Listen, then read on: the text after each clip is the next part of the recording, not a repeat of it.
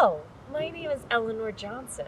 I am the artistic director of Oregon Adventure Theater and the director of our summer show, The Comedy of Errors by William Shakespeare. We're having a picnic prelude to prepare you for the nonsense that is The Comedy of Errors.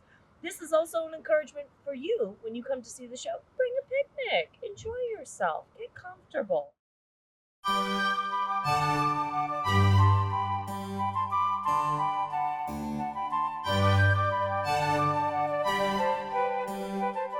Now, The Comedy of Errors starts off with Aegeon, an older Syracusan merchant about to be murdered by the Duke of Ephesus because he has arrived in the Bay of Ephesus, which he's not allowed to be in because Ephesus and Syracuse hate each other. Aegeon is like, you know what? This sucks, but I'm ready to die. My life has been miserable. And then he goes on to tell a very long, sad story about how over 30 years ago, he met a beautiful woman, they got married, they got pregnant. She gives birth to 2 twins that look exactly the same. So much so they decide, why not name them the same name? Antipholus. Now at the same time, a young servant woman gives birth to 2 twins. Aegeon and his wife Amelia decide to take up these twins so they can be servants to their Antipholuses. Their name, also the same, Dromio. Now, Amelia's like, I've had enough of Epidamnum. Let's go back to Syracuse. So they go on to this boat. Guess what? Big storm appears. They hit a rock. The boat divides in 2. Amelia and Aegeon each get 1 set of twins. They get 1 Dromio and 1 Antipholus. Antipholus and Dromio of Syracuse are raised by Aegeon in Syracuse, but as he becomes a man, he gets curious and wants to find his mom, his brother, and Dromio also wants to find his brother. So they go on a big journey. Aegeon understands his son must leave, but is quite sad. And after 3 years of hearing nothing, he goes on his own quest to find Antipholus. Now, for the last 7 years, Aegeon's been looking in every single nook and cranny to no avail. No son, no wife, no additional Dromio. So he's like, you know what? You can murder me now. Now the Duke, very overwhelmed by the beauty of this sad story, decides to give him 1 day to find someone to pay the penalty so he doesn't have to be murdered. Next scene, we see who? Antipholus and Dromio of Syracuse that have also happened to just land in the Bay of Ephesus. Antipholus goes, all right, Dromio, go drop off our stuff at our hotel. He goes. Out of nowhere, a different Dromio appears. Now this is Dromio of Ephesus. That's right.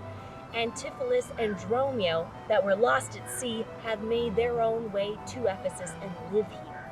This Dromio is like, hey, your wife is hungry. You need to go home right now.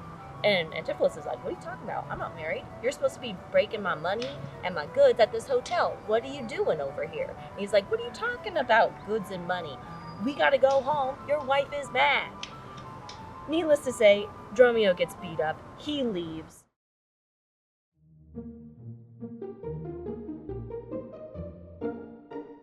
Act 2. We find Adriana and Luciana, our lovely sisters. Now, Adriana is married to Antipholus of Ephesus. Now, she is hungry. It is afternoon. She has not eaten all day because she's been waiting for her husband to come home. Now, Dromio reappears and lets the sisters know that Antipholus is denying the fact that he has a wife. Obviously, this is very offensive and rude to Adriana. She decides she probably needs to go find him herself. Cut to Antipholus and Dromio of Syracuse re-meeting. Antipholus of Syracuse is like, Dromio, why were you being so sassy saying that I was married to a lady? And Dromio's like, I think you're nuts. I just dropped off all our crap at the hotel. You need to slow your roll. Guess who shows up? Adriana and Luciana. They say, husband, you come home right now. They're like, we don't know you. They are dragged back to their house.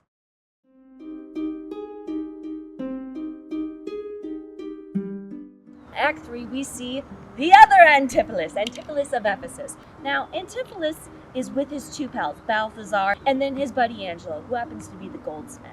He goes up to his house. He goes, all right, let me in. Guess who's at the gate? The other Dromio. And Antipholus of Ephesus is in fact barred from his own home because everybody thinks that he's already inside the house. This is very embarrassing. He's with his friends. To get back at his wife, he decides that he's going to go to the Porpentine and have a saucy luncheon meal with the courtesan in town, and then have Angelo make a chain. I'm going to give this to the courtesan to make my wife jealous. We see our dear Antipholus of Syracuse meet Luciana. He professes his love for her, which is obviously problematic because this is her sister's husband in her mind. She runs away. Dromio appears, so they're both very confused. They're like, you know what, we gotta get the F out of this town. Angelo appears and gives a gorgeous chain to Antipholus of Syracuse because he thinks he's Antipholus of Ephesus. Antipholus of Syracuse is very overwhelmed, but very intrigued by the beauty of this chain. He's like, shouldn't I pay you? And he's like, no, give this to your wife, I'll get money later, don't worry about it.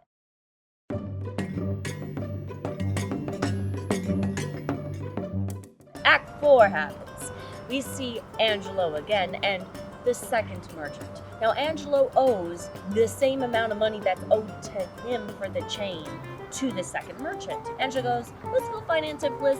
He'll give you the money that you're owed. All will be well. They find Antipholus of Ephesus.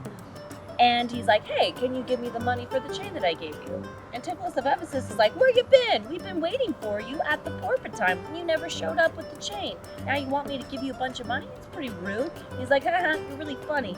Yeah, just give this guy the money for the chain. Angelo's like, I'm gonna arrest you for owing me money. Antipholus' man, Dromio, at the beginning of the scene is told to leave to buy a rope. A different Dromio appears, Dromio of Syracuse, who says, Master, let's go. I found a place for us to ship on out and get out of this crazy, crazy town. He's like, what are you talking about? I told you to go buy a rope. Now I need you to go home to Adriana and Luciana and get money so that way I can get bail to get out of this bind. Dromio of Syracuse goes to Adriana and Luciana, explains that Antipholus needs some money. They begrudgingly give him money, but right before then, Luciana confesses to her sister that Antipholus professed his love for her. So Adriana is very overwhelmed. Her husband is obviously insane. Antipholus of Syracuse is waiting for Dromio of Syracuse, who leaves Adriana and Luciana's house and promptly finds them and goes, Master, you got out of your binds? You're not arrested? A courtesan appears. The courtesan that Antipholus of Ephesus had lunch with. She goes, hey, I gave you a very expensive ring. You were supposed to give me that chain that's around your neck. Now, both Antipholus and Dromio of Syracuse have had it up to here at this point. And they call her the devil, and they say, run away, we hate you. The courtesan goes, this is not okay. This is a very expensive ring that I gave to Antipholus of Ephesus. I'm going to go tell his wife that he stole this ring from me and that he's insane. At the end of Act 4, Antipholus of Ephesus is arrested and is in jail. Now Adriana and Luciana and the courtesan all appear, and they bring a Dr. Pinch with them to basically do an exorcism, because obviously he's not right in the head. Just as Adriana, Luciana, the courtesan, and the officer feel like they are safe and sound, Antipholus and Dromio of Syracuse appear from the opposite way.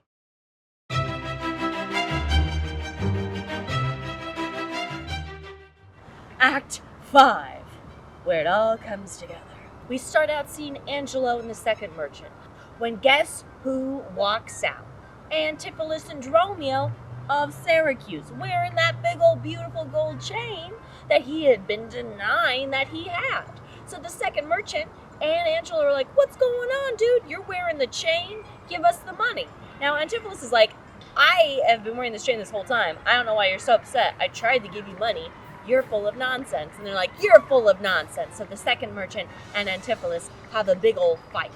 Now, Antipholus is so scared, he runs into the building behind him, which happens to be the Abbey. The abbess comes on out. Adriana sees her husband and Dromio run into this Abbey. So she petitions the abbess to let her go in to get her husband out, because obviously he's not doing well. Abbas is like, this is a sanctuary, and anybody who runs in here has good reason. I'm not letting you come in here. You're gonna make this guy worse rather than better.